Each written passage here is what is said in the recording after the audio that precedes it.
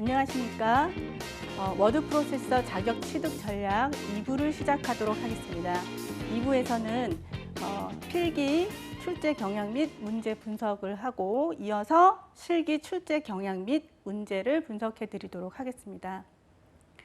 네, 워드 프로세서 관련 직무가 궁금하신 분들이 있을 거예요. 더 자세하게 알고 싶고 내가 어떤 분야에 취업을 하고 싶고 관심이 있는데 더 다양한 직업들을 자세하게 알아보고 싶으시다면 국가직무능력표준 이 사이트가 있습니다. ncs.go.kr이라는 사이트인데요. 네, 이 사이트로 들어가시면은 직무 능력하고 직업 기초 능력을 살펴볼 수가 있습니다. 대학에서 교육을 하고 있는데 졸업한 그 인력들이 현장에서 바로 일을 할 수가 없죠. 네, 그래서 회사에서도 어때요? 신입보다는 경력직을 많이 선호하는 이유가 이런 이유인데요. 신입을 교육시키는 비용이 많이 들어가죠. 그렇기 때문에 대학에서는 국가직무능력표준에 맞춰서 교육을 시키고 바로 실무에서 일을 할 수 있도록 이렇게 한 것이 국가가 각 분야별로 수준별로 체계화시키고 표준화시킨 것이 국가직무능력표준이라고 할 수가 있겠습니다. 그래서 들어가 보시면은 24개의 직무 분야가 있고요. 10개의 직업 기초 능력이 있습니다. 워드 프로세서 자격은 이 직무 분야 중에서 경영, 회계, 사무에 속하고요. 그다음에 직업 기초 능력에서는 의사소통 능력하고 정보 능력에 속하고 있습니다.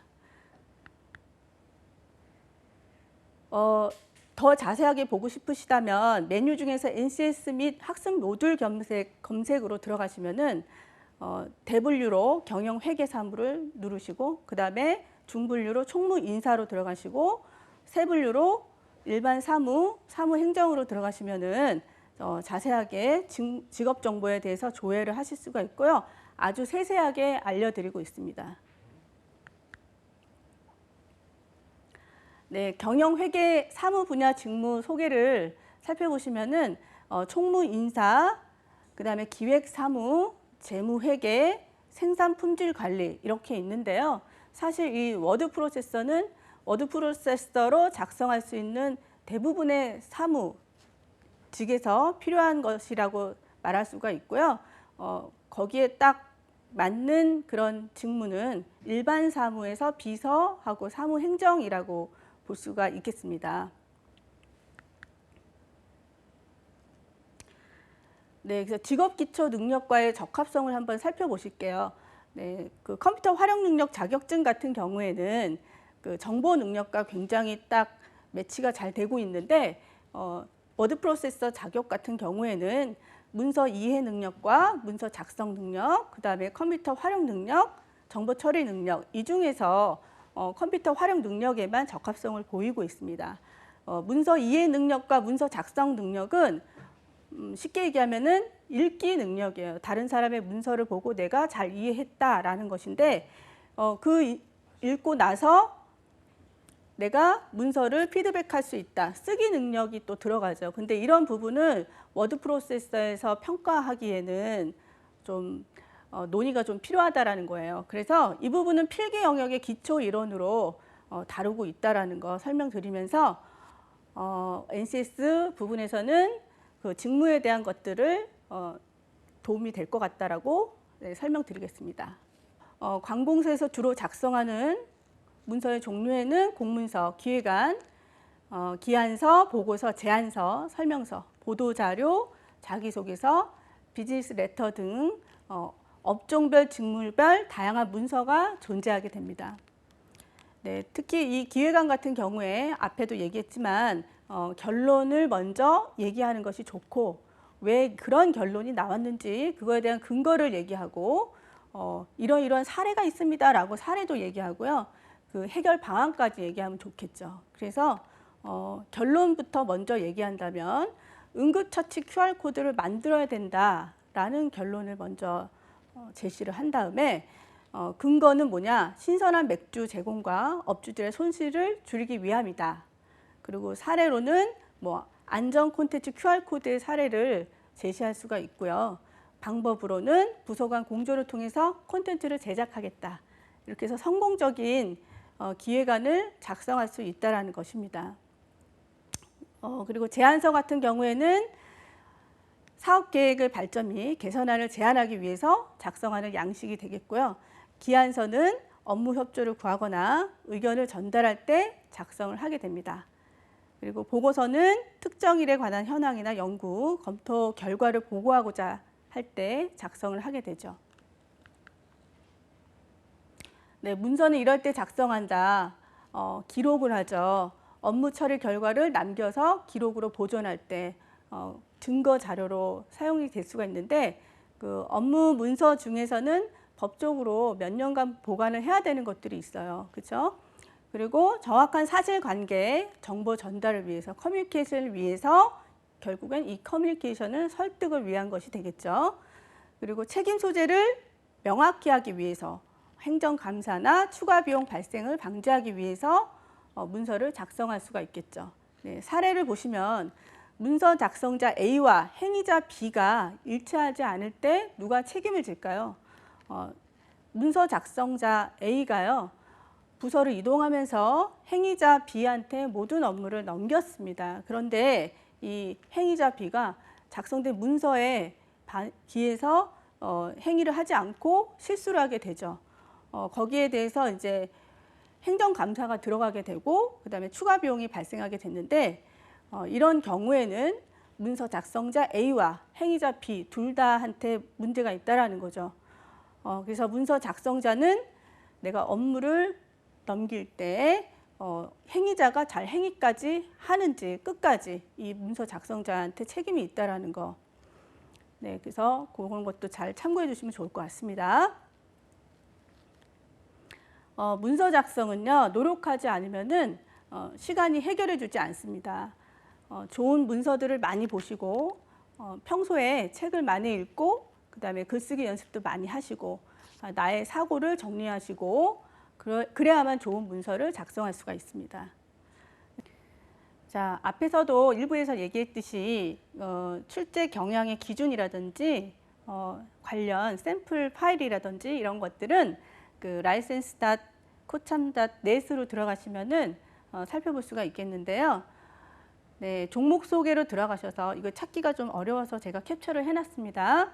종목 소개로 들어가셔서 그 다음에 워드 프로세서 국가기술 자격을 선택하시면은 맨 하단에 이렇게 첨부 파일이 들어가 있어요. 그래서 출제 기준도 볼 수가 있고 그다음에 그 기존과 어떤 차이가 있는지 출제 기준 비교표도 들어가 있고요. 그다음에 워드 프로세서 실기 예제도 들어가 있습니다. 워드 프로세서 필기를 분석해 드리겠습니다. 이 워드 프로세서 필기는 모두 3과목으로 구성이 되어 있고요. 컴퓨터 모니터 상에서 문제를 읽고 답안을 체킹하는 CBT 방식을 선택하고 있어요. 그래서 과목을 첫 번째 과목 워드 프로세싱 일반 보시면은 제가 이렇게 몇 문항이 출제가 되어 있는지 숫자로 표기를 했는데 최신 기출 문제 한 회를 예로 제가 이렇게 분석을 한번 해봤습니다. 문항수는 20문제가 나오고요. 보시면은 워드 프로세서 일반이 8문제, 그다음에 전자출판이 2문제, 그리고 문서 작성과 관리가 각각 5문제 이렇게 해서 전체 20문제가 되는데요. 이 1과목에서는 워드 프로세서 용어나 기능에 대한 문제 등 암기할 내용이 굉장히 많이 있어요. 그렇지만 우리가 이 워드 프로세서 자격과 관련된 직무에 직결되는 그런 내용들이 많이 있기 때문에 책상에 앉아서 본격적으로 공부를 하겠다라고 생각하시고 준비를 하시면 좋을 것 같습니다.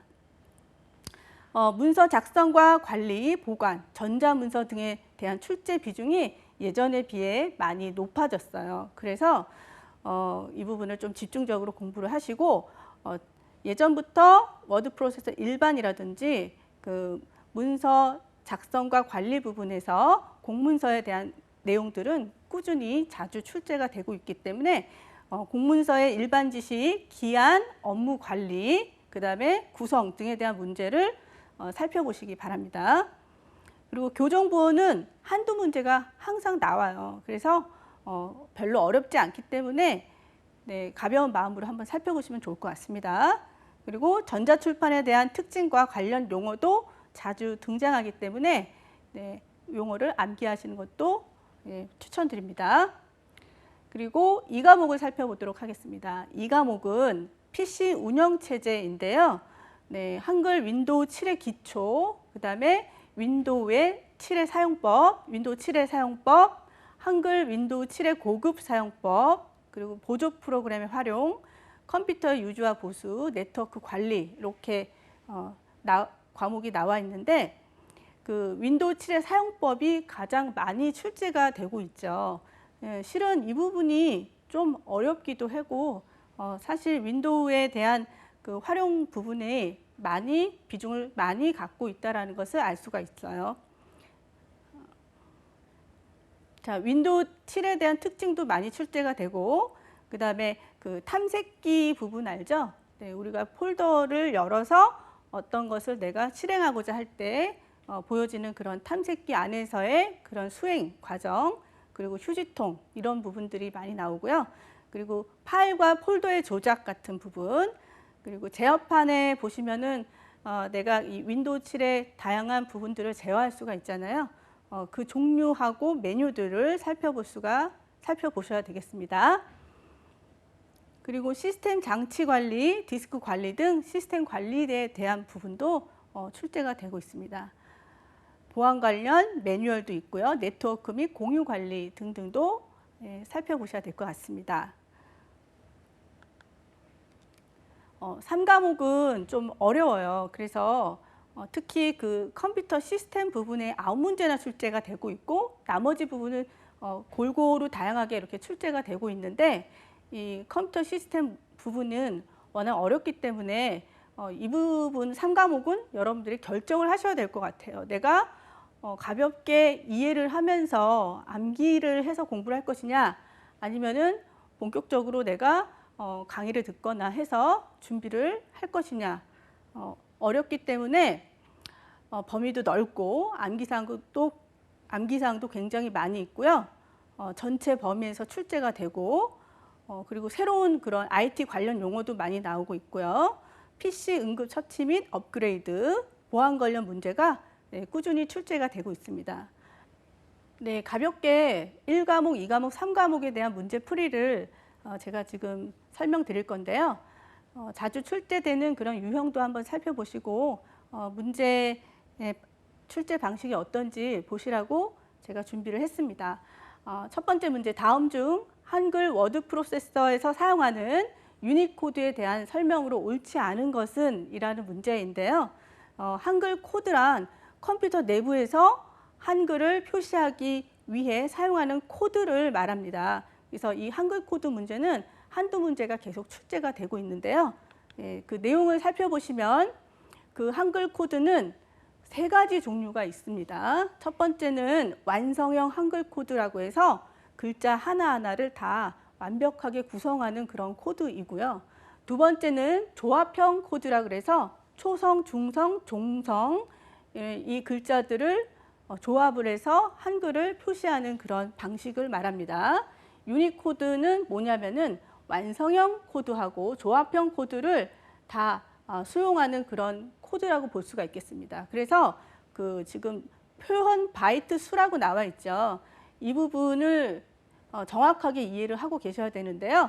완성형 한글 코드하고 조합형 한글 코드는 그 영문 숫자는 1바이트로 처리가 되고 있고 한글은 2바이트로 처리가 되고 있습니다. 그리고 유니코드 같은 경우에는 모든 문자를 다 2바이트로 처리하고 있습니다. 그래서 완벽하게 한글을 표현하는 완성형 한글 코드는 정보 교환용으로 많이 사용을 하고 있고 그다음에 조합형 한글 코드는 정보 처리용으로 사용하고 있습니다. 그러면 유니코드는 어떠냐면은 이 모든 조합형과 한글형을 다 포함하고 있기 때문에 기억 공간을 많이 차지할 수밖에 없겠죠. 그리고 그로 인해서 국제 표준 모드, 국제 표준 코드, 정보 처리와 정보 교환용 둘 다 사용할 수가 있다는 점 이해하셨으면 다시 앞으로 이해하셨으면 자, 답안은 어떻게 되냐면은 영문 1바이트, 한글 2바이트를 사용하는 코드이다. 자, 유니코드가 이렇게 사용하는 코드가 아니죠. 요거는 어떤 코드인가요? 이거는 완성형하고 조합형에 관한 코드이죠. 다음 문제 살펴보도록 하겠습니다. 다음 중 문서의 종류별 설명으로 옳지 않은 것은, 자, 첫 번째 지시문서 나왔죠? 보고문서 나왔죠? 연락문서, 그 다음에 기록문서 이렇게 나왔습니다. 지시문서, 보고문서, 연락문서, 기록문서는 사내 문서의 종류입니다. 사내 문서, 사외 문서 이렇게 해가지고 구성과 종류에 대해서 잘 살펴보셔야 되겠고요. 그 사내 문서의 종류로는 보고문서, 지시문서, 연락문서, 기록문서가 있습니다. 각각 문서의 특징과 그 다음에 어떠한 종류가 있는지를 잘 암기를 하셔야 될 것 같고요. 보시면은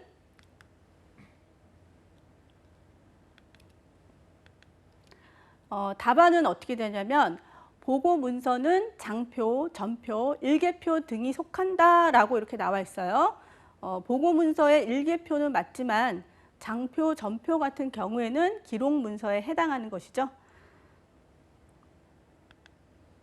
네, 다음 문제 보겠습니다. 다음 중 공문서의 구성에서 본문에 들어갈 내용으로 옳지 않은 것은? 공문서의 구성 요소를 한번 살펴보실까요? 네, 보시면 공문서는 두문, 본문, 결문으로 이렇게 구성이 되어 있고요. 두문에는 행정기관명하고 수신자가 들어가고, 본문에는 제목하고 내용하고 부침이 들어갑니다. 결문에는 발신명의, 생산등록번호, 접수등록번호, 시행일 및 접수일 등 이러한 구성으로 결문이 구성이 되어 있습니다. 자, 그래서 생산 및 접수 등록번호를 기재하여 분실의 위험을 방지한다라고 이렇게 나와 있는데요. 4번은 본문이 아니라 결문에 해당되는 것으로 오답이 되겠습니다. 이 과목 문제 풀이를 하도록 하겠습니다. 다음 중 한글 윈도우 7에서 윈도우즈 탐색기 창의 구성 요소에 관한 설명으로 옳지 않은 것은? 이라고 이렇게 나와 있는데요. 윈도우 탐색기가 어떤 거냐면 바로 화면에 보이는 이 부분이에요. 우리가 매일매일 컴퓨터에서 볼 수 있는 그런 화면이죠. 왼쪽에 보시면은 즐겨찾기가 있고요. 그 다음에 라이브러리가 있고 홈 그룹이 있고 컴퓨터, 그 밑에 네트워크 이렇게 구성이 되어 있습니다. 그래서 이 목록들이 어떤 역할을 하는지에 대한 문제가 되겠습니다. 자, 그래서 즐겨찾기는 자주 사용하는 객체를 등록하여 해당 객체로 빠르게 이동하기 위해서 사용하는 기능이다. 네, 맞습니다.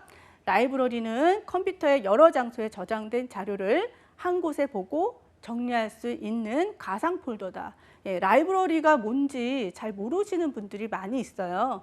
네, 내 컴퓨터에 여기저기 흩어진 자료들을 라이브러리에 등록을 하면 위치를 이동하지 않아도 라이브러리 상에서 바로 빠르게 접근할 수 있는 그런 기능이 되겠습니다. 그리고 홈 그룹은 뭐냐면은 컴퓨터 2대 이상의 컴퓨터를 네트워크로 연결해 파일 및 프린터를 공유하도록 하는 것이 홈 그룹에 대한 기능인데요. 그래서 정답은 3번이 되겠죠.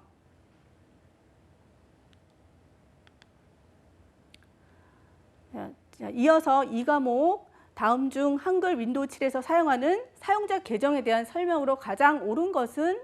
네, 사용자 계정이라는 것은 뭐냐? 관리자가 있고요. 한 대의 컴퓨터를 여러 명이 사용하고자 할 때 관리자가 권한을 부여할 수가 있어요. 뭐 예를 들면 자녀가 컴퓨터를 사용하는 시간을 내가 제어하고 싶다. 아니면 특정 사이트를 들어가지 못하게 내가 제어하고 싶다라고 했을 때 계정을 만들고 권한을 부여할 수 있는 그런 내용이 되겠습니다. 자, 그래서 관리자 사용자 계정 유형을 살펴보시면은 관리자 계정, 표준 사용자 계정, 그 다음에 게스트 계정 이렇게 세 가지로 구분이 되는데요. 관리자 계정은 제한 없이 컴퓨터 설정을 변경할 수가 있는 제한 없이 컴퓨터 설정을 변경할 수가 있고, 사용자 계정을 삭제하고 변경하고 계정 접근에 대한 권한을 가지게 됩니다. 표준 사용자 계정은 프로그램을 설치하거나 중요 파일은 삭제를 못하지만 테마나 바탕화면 설정이 가능해지고요. 자신의 계정 이름 및 유형은 변경 못하도록 되어 있습니다. 게스트 계정 같은 경우에는 표준 사용자 계정의 종류라고 볼 수가 있는데요. 그 사용자 계정이 없는 사용자가 컴퓨터를 사용할 수 있도록 만든 계정이 게스트 계정입니다. 자, 그래서 정답은 뭐가 되냐면은 관리자 계정 사용자는 사용자 계정을 작성, 변경, 삭제 등의 작업을 할 수 있다가 옳은 답이 되겠죠.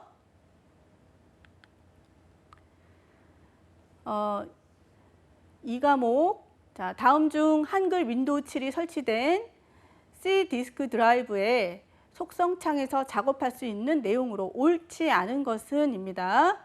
그 C 드라이브의 그 속성으로 들어가 보시면은 여러 가지 탭이 있습니다. 지금 일반 탭, 도구 탭, 하드웨어, 공유, 그다음에 할당량 등의 이런 탭들이 있는데 문제에서는 각각 탭에서 실행할 수 있는 그런 기능들이 무엇이 있는지 이런 것들이 자주 출제가 됩니다.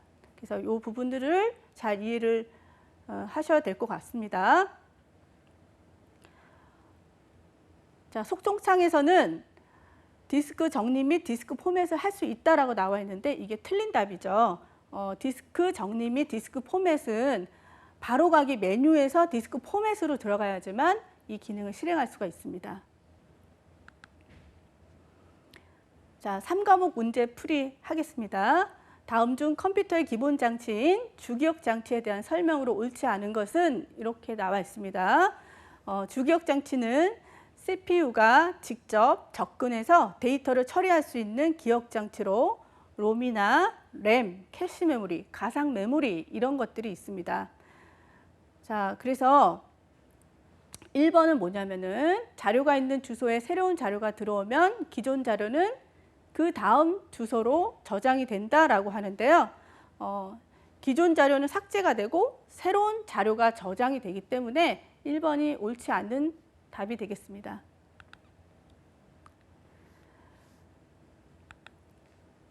자, 두 번째 문제 풀이하겠습니다. 다음 중 정보화 사회의 최신 기술 중에서 사물 인터넷, IoT라고 얘기를 하죠. 사물 인터넷에 대한 설명으로 옳지 않은 것은 먼저 그 사물 인터넷에 대한 그 개념을 알고 계셔야 될 것 같은데요. 사물 인터넷이란 그 사람이 없이 사물들끼리 어떤 센서를 부착한 그 센서들끼리 이제 그 정보를 주고받는 기술을 말하는 것이죠. 그래서 블루투스나 근거리 무선 통신, 그다음에 센서 데이터, 네트워크 이런 것들을 이용해서 자율적인 소통을 돕는 기술이 사물 인터넷이라고 말씀드릴 수 있겠습니다. 자동차에 뜨는 기능들을 집에서 제어하거나 아니면은 자동차에서 집에 있는 기기들을 제어할 수 있는 것, 이 두 개의 사물이 소통을 하면서 제어를 할 수 있는 것들, 그거를 사물 인터넷이라고 그렇게 얘기를 하죠. 네, 옳지 않은 것은 뭐냐면은 4번 컴퓨팅 자원을 가상화 기술로 통합하여 서비스를 제공한다라고 했는데요. 이 내용은 사물 인터넷이 아니라 클라우드 컴퓨팅에 관한 내용이 되겠습니다. 네, 다음 문제 풀어보도록 하겠습니다. 다음 중 멀티미디어 그래픽 데이터의 벡터 방식에 대한 설명으로 옳지 않은 것은 이라고 문제가 나왔는데요. 네, 벡터 방식하고 비트맵 방식을 비교하는 그런 문제들이 종종 출제되고 있습니다. 벡터 방식이라는 것은요, 우리가 쉽게 설명을 드리면 기업의 CI라든지 아니면 BI 아니면은 뭐 심볼 같은 것들 그렇게 단순하게 작업하는 그런 그림들을 벡터 방식으로 표현을 해서 그렇게 제작을 하게 되고요. 비트맵 방식 같은 경우에는 인터넷상에서 매일매일 우리가 볼 수 있는 그런 사진들 있죠. 그 사진들의 그 처리 방식을 비트맵 방식이라고 그렇게 얘기를 합니다. 그래서 벡터 방식은 이미지를 확대하거나 축소해도 전혀 깨짐 현상이 없고요. 그 좌표의 점과 점을 연결해서 직선 또는 곡선을 이용해서 표현하는 것을 벡터 방식이라고 그렇게 얘기를 합니다. 그 파일 형식으로는 AR 파일이 되게 대표적으로 있고요. 비트맵 방식과 비교해서 기억 공간을 적게 차지하게 됩니다. 비트맵 방식은 이미지를 확대하면 깨져 보입니다. 이렇게 정사각형의 픽셀이 육안으로도 이렇게 보일 정도로 깨져 보이는 경우가 있는데요. 그거를 계단 현상이라고 그렇게 얘기를 합니다. 레스터 방식이라고도 얘기를 하고요.